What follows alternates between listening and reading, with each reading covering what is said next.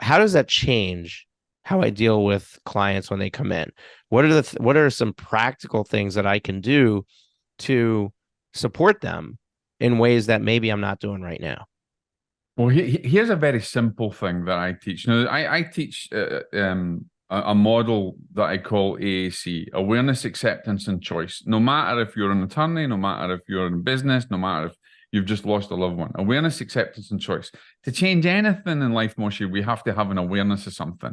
Once we have an awareness of it, we have to accept it and integrate it into our life. Then we have the choice and what to do with it. One of the things that I would say to lawyers when you're sitting with a client, and here's a very simple thing, guys, that you can do. If you've lost a loved one, I will never say, I'm sorry for your loss, because it's kind of a platitude that really doesn't really have any feeling or meaning in it, because you can't possibly understand their loss because it's unique to them. So what I would say to people, if you're an attorney, you're sitting from someone and it's been a wrongful death, or they've lost a loved one through a death, or even in a relationship, you don't want to come across like that. I'm sorry for your loss. Everybody hears it. And most people who are grieving don't like it. They don't want to hear it. So one of the things I would say is become part of their story, because we're built for storytelling. The whole world is built for, as human beings, we're great storytellers. So one of the things I say to people is get involved in the story. So I, rather than say, I'm sorry for your loss, I would say, tell me a little bit. Let's not get into the legal aspects for now. Let's make the connection, right? Tell me a little bit about your loved one. Let's say it's a death, a loss of death. You know? Tell me about your loved one. Tell me about them. Let me know something funny about them, something you enjoyed about them. We don't want to say that we're sorry, because you can't really feel that, but we want to get involved in their story. We want to see them light up and feel that they can actually open up to you, and that you're a person who cares. You want to know their story. Don't go straight into what happened. Was it an accident? Did it? You'll get to that, but get to know them and get to and understand. Be aware of the pain that they're feeling and the suffering that they're going through before you start getting to the ABCs and the legal aspects. And even if it's a relationship, then get to know that person, rather than, okay, so, you're getting divorced and I'm sorry to hear that. Well, they don't want to hear that. You just want to say, well, okay, how do you feel? Tell me a little bit about your life growing up. Tell me a little bit about, your relationship, anything, and then get to it. Make the emotional connection so that they feel they're being listened to, because everybody who is grieving, no matter the expression, and all the research I've done, and the process, I'm in the process of doing a master's and a PhD in psychology for this at the moment, as well as running my business. And a lot of the research that I've carried out, most people feel unheard and they feel disconnected. So if you're a lawyer that can make the connection, then you're going to take it to another level. I love this simple idea that you share, and I'm going to share from my own background that I know it works. So the Jewish tradition, when somebody dies, is that we sit Shiva, and that's a 7-day process where basically you're not allowed to do anything, and you basically are sitting on a low chair.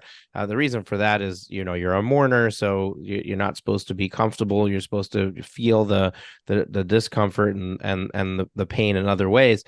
But Shiva is all about people coming and visiting and sitting with you.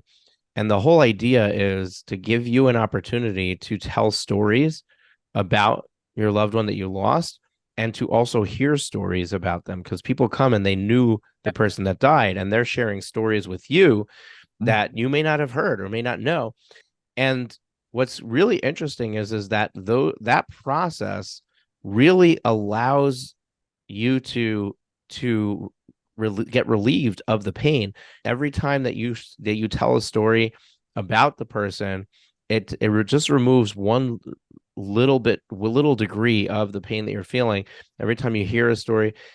So the more that you talk about that person, the more you're able to wrap your head around the fact that they're gone. And I don't know about accepting the loss, but start to get accustomed to living with the loss. And so I love this idea of just basically turning your initial consult the first time you're meeting them into your own little personal Shiva with them, right? Like it's just an Brilliant. opportunity to allow them to just share. That's exactly. I mean, the Native Americans do it. Many other indigenous tribes do this kind of thing. We're built for storytelling, and if you can connect to someone's story, they connect to you emotionally. And if they can have their own, if a lawyer can have their own Shiva and sit with them before they get into all the the important needs and musts of the particular case, that takes them to a whole new level. And the feeling that they have is that they're being heard, they're connected, and that it's not filled with expectation of suffering. They're just helping to alleviate, they're being empathetic to them without, just going down the whole platitude route. And I think the great thing is imagine someone who says, you know what, my lawyer really cared and they understood the pain that I was going through and they never forced the issue and they never tried to put anything on me that I wasn't ready for. Because you got to remember that everybody's pain's different and every expression is different and they're going to react in a different way. And here's the other thing, guys. For you, those of you, you'll find that if you're dealing with someone, whether it's a relationship loss, a business loss, anything else, or losing a loved one, they're not going to be able to think in the way that you're going to think, right? Their thought process is going to be completely different. You have to be their guide and their mentor. Just as I guide and mentor lawyers, you have to be their guide and their mentor to sow seeds in them, to guide them, because remember that this grief that they're going through is a journey. It's not something they recover from or heal from. It's a journey that we all will go on. So best learn from that journey.